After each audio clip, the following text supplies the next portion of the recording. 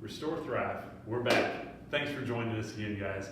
We're going to go through our fourth part of the golf assessment today, and this one's a lot of fun because not only is this an important screen for golfers, it's really important for all field athletes that we work with. That's regardless of whether your sport is tennis, baseball, football, soccer. I would argue even runners need good mobility that we're going to assess in this test. So this is what we call the torso rotation test. We're really looking at the section of your spine that covers your rib cage, what we call your thoracic spine, from the bottom of your neck to the bottom of your rib cage here. So this is a really simple test to do at home, and we've got this set up for you guys here so you can follow along at home. So if you've got golf clubs, you can use golf clubs. If you've got wooden dowels, a broom handle, that'll work as well. We want to set these up on the chair so that these clubs are working diagonally from front to back. So the back of this club is touching the back leg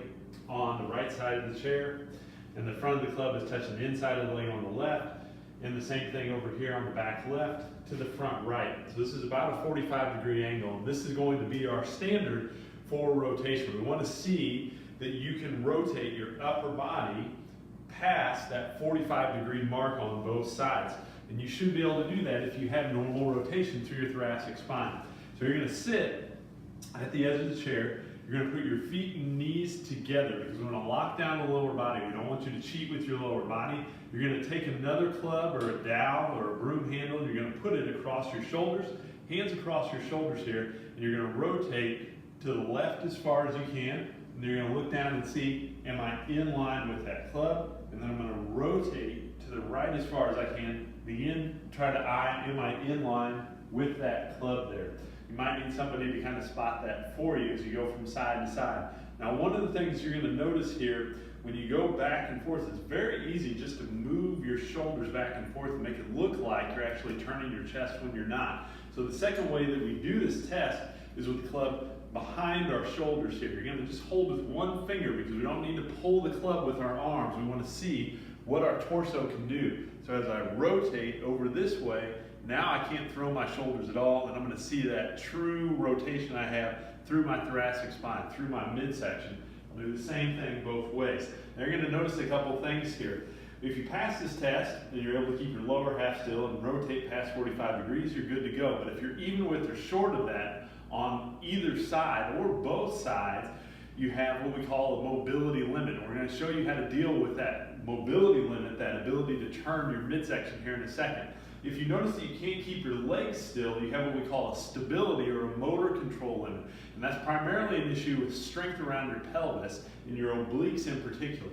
So let's start with the mobility piece of this. If we find that we can't get those 45 degrees on either side, we're going to do what we call an open book stretch. This is a great way to warm up your middle back before your round or before any athletic event or any sort of training with the upper body. So what I'm going to do is I'm going to lay on my side. I'm going to pull my legs up. My knees are stacked on top of each other. And I'm going to hold with my bottom arm over my top leg here. My knees are going to stay together. I don't want this top leg to slide back over the bottom leg. I'm going to reach forward here with my top arm and roll myself forward. Take a big breath in. Let that air fill through my midsection. And then I'm going to start to rotate or turn my upper body back. As I turn, I'm going to blow that breath out. And then I'm going to come back over. Take a breath in. Exhale. Blow that breath out. You're going to do that 20 times on each side. And what you're going to notice, if you can control your breathing, is that as you exhale, you're going to start to relax in that end range, and you're going to get more range as you go. So 20 times each way there. That's a good warm-up, good mobility drill for the midsection there. Now, if that's not your issue, if you have a hard time keeping yourself stable, we need to do a little bit of strength work, or what we call motor control work in the PT world. That's going to look a little bit different. So the first thing we're going to work on is that ability not to twist, to not rotate through your pelvis. And we're going to do what we call an anti-rotation press. So you're going to take any sort of band that you can find. You can do this with a cable pulley at your gym as well. You're going to grab one end of the band or the handle, and you're going to step out until you feel a little resistance. Your hands are going to come right into the middle of your stomach. You're gonna squeeze your butt on both sides, get your abs engaged, and you're gonna press straight out in front with your hands. And make sure as you come back in and press out that you're not twisting through your pelvis. We're resisting that resistance on the band here that's trying to twist us, trying to rotate us, and that takes a ton of strength through your obliques. So while this looks like a simple exercise, if you've got enough resistance on this and you're really challenging yourself to keep that hand path straight forward, straight back, and your pelvis from rotating with you, by the time you get 20 reps and switch and do 20 reps on the other side, you're gonna feel those muscles around your obliques, around your sides, really activated and turned on. So if we've got that, then what we're gonna go to is what we call a horizontal chop. So now we're gonna train that ability to separate out your upper body and your lower body. For this, again, you can use a band, you can use a cable pulley. We're gonna get into an athletic position here. We're gonna stretch out the band a little bit. I'm gonna start in my golf stance, so somewhere around a mid-iron stance here, or what some people would call just a universal athletic position. Arms are out in front, and you're gonna let that resistance pull you back towards it a little bit, and then you're gonna try to pull away and turn your chest a little bit. Your arms are gonna outrace your upper body a little bit.